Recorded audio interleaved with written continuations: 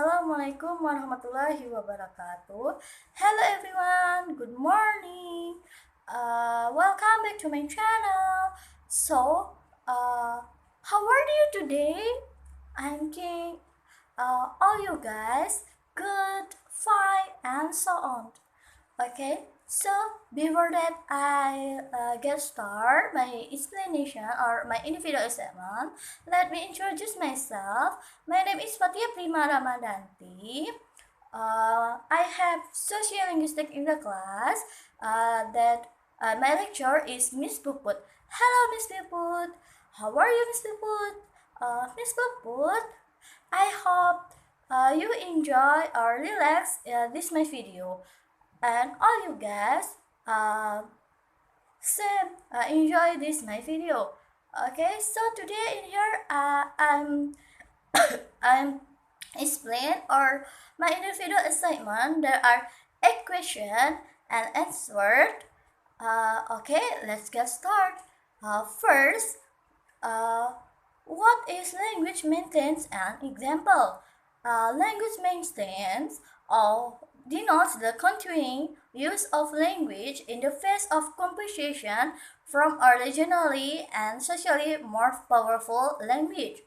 There are 2 examples of language maintenance through positive attitude highly valued as: first, French maintains in Canada as well as in the US due to French internationally contribute to the positive attitude as a national status, so it has been earned as international prestige.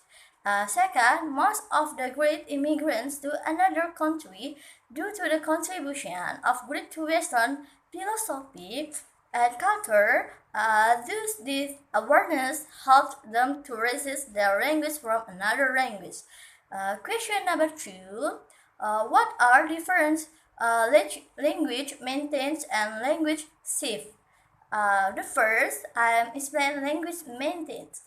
Language maintenance is denote the continuing use of language in the face of composition from a regionally and socially more powerful language.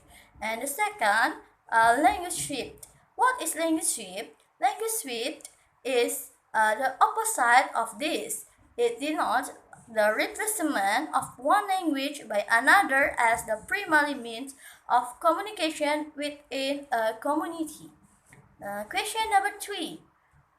Explain briefly about migrants' language and example.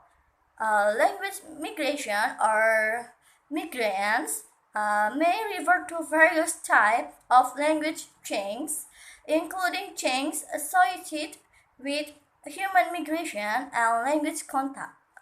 Language migration can expert phonetic and sometimes grammatical changes onto a given language, sometimes diverging into separate language families such as Proto-Germanic and Proto-Slavic, both of which were doctor families of the Proto-Indo-European language family. For this reason, language migration are often used as tools for describing historical language families and difference in morphosyntax for dialect continuums in situ, especially dialect and the Chinese language family. For example, Europe. Almost all language native to modern day Europe are Indo-European in origin, with the exception of Basque, the Northeast and Northwest Caucasian language, and the Uralic language, the residents of Neolithic Europe prior to the migration of the Yamnaya or Indo-Europeans referred to as Old Europeans, spoke several ancient languages and families such as the Vasconic language, Etruscan, and Pre-Greek, among others. However, as a result of their extension, most of the linguistic diversity in Europe is indigenous to Indo-European. and exists solely as a consequence of its further subdivision. The extant subdivision are as follows, ordered chronologically and provide according to the current understanding of the step theory. Question number 4. What is your opinion about a child moved to another country and met English in her or his environment, like at school? How did he or she adapt? How about her or his first language? My answer is, in my opinion, if a child who moves to another country and meets English in his environment, such as at school, it's good. Why is it? Because he can develop his language and can find out where the difference in English is both in his country and school in his country other countries. The way he adapts may require a little time because he moved to another country even though he used English, but his school is different from other schools such as canteen, library, class, toilet or WC, and etc. The first language is likely changed, for example, from pronunciation, grammar, vocabulary, and etc. As we see from the example of a child, the name Yolandi Guerrero. Yolandi Guerrero, in time, I lost the fear when speaking and I understood. Asked, Yolandi moved to Hartford 5 months ago from the Dominican Republic. She will be a sophomore when she starts school in the fall. She say her teacher are helping her gain confidence in speaking English. Yolandi said, my first day at school was difficult because I did not know anyone. I was late for class because I got lost in school. I did not know anyone. Over the weeks, I got to know more people in each class. I arrived at school that knew nothing of English. But I try harder and understand several things, and I speak a little, but I will continue to strive to learn much more. I got a lot of help from my teacher. She is a good teacher, helps the student, and I got help from her. Another teacher who also helped me in English to taught a little more and told us the fear when speaking in English was Miss Colors, although it was difficult to understand because I did not know English, but in time I lost the fear when speaking and I understood. Question number 5. What cause of language loss and this? Please example of its terms. First, language death. There are many reasons why language die. The reason is often political, economic, and cultural. Speakers of minority language may, for example, decide that the future of their children is better for teaching them language related to economic success. For example, most second-generation immigrants to the United States do not speak the language of their parents fluently. Speaking English is economically and culturally more useful. And second, language loss. Language loss is so in summary. Yes, language is indeed or dead. but it is all part of a process that is constantly changing and developing, namely language. And if you have the means and motivation, no language is lost forever. Example, sometimes the language is abolished from top to bottom. That is when the government of a population decide, for whatever reason, uh, to change the country official language, and the next generation then grows up wanting to speak this new language for reasons of social and economic status. Throughout history, the government, especially the conqueror government, has tried to eliminate minority language, both for administrative convenience and to help impose the social and cultural values of the conquerors on the newly invited population. This process can occur in reverse, where the population begins to use a new language at an everyday level to replace the previous one for whatever for whatever reason, and the government is finally first to recognize it. Second, my question number 6. What are some factors contributing to language shift? Example briefly. My answer is number 6. What are the factors contributing to language shift? Factors contributing to language shift are economic, social, political factors, there are demographic factors, and attitude and values. The first, the economic factor. The economic factor, obtaining work is the most obvious economic reason for learning another language.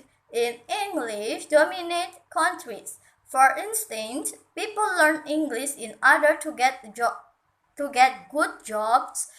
This results in bilingualism. The high demand from industry for employees with fluent English has successfully encouraged job seekers to equip themselves with English. In fact, being competent in English leads to well-paid jobs. Second, social factor. Social factor in a language shift occurs when the community sees no reason to take active steps to maintain their ethnic language. When a community of speakers moving to a region or country whose language is different from theirs, there is a tendency to shift to the new language. Every time an immigrant learns the native language of the new country and pass it down to children in place of the old country language. For example, when a migrant minority group moves to a predominantly monolingual society dominated by one majority group language in all the major institutional domains, school, TV, radio, newspaper, government, administration, courts, work language shift will be unavoidable unless the community takes active steps to prevent it. Second, political factor. Political factor, a rapid shift occurs when people are anxious to get on in a society where knowledge of the second language is a prerequisite for success. And for demographic factor is a resistance to language shift tends to last longer in rural than in urban because rural groups tend to be isolated from the centers of political power for longer, the rural people can meet most of their social needs in the ethnic or minority language. For example, Ukrainians in Canada who live out of town on farms have maintained their ethnic language better than those in the towns because of their relative social isolation. And the last, attitude and values. Uh, Attitude and values in languageship tends to be slower among community where the minority language is highly valued when the minority group support the use of the minority language in a variety of domains. It helps them to resist the pressure from the majority group to switch to the majority group language. Question number 7. What are factors for minority language can be maintained? My answer, how can minority language be maintained? If the minority language is considered an important symbol of a minority group's identity, the language is likely to be maintained longer. For example, Polish people have regarded language as very important for processing their identity in the many countries they have migrated to, and they have consequently maintained Polish for 3 to 4 generations. The language also can be maintained if families from a minority group live near each other and see each other frequently, or if they have a frequent contact with their homeland. And question number 8, or the last, my question is, what is relationship between attitude and language? My answer is, I first explain attitude. Attitude in psychology, an attitude refers to a set of emotion, beliefs, and behavior toward a particular object, person, thing, or event. Attitudes are often the result of experience or upbringing, and they can have a powerful influence over behavior. While attitudes are enduring, they can also change. The second, what is language? Language is the method of human communication, either in written or spoken from various culture is the idea, values, and beliefs we have in our society. I think that's all, guys. Thank you watching for my video and enjoy. I I I think that's all. Thank you, guys. Wassalamualaikum warahmatullahi wabarakatuh. Have a nice day, guys. Dadah.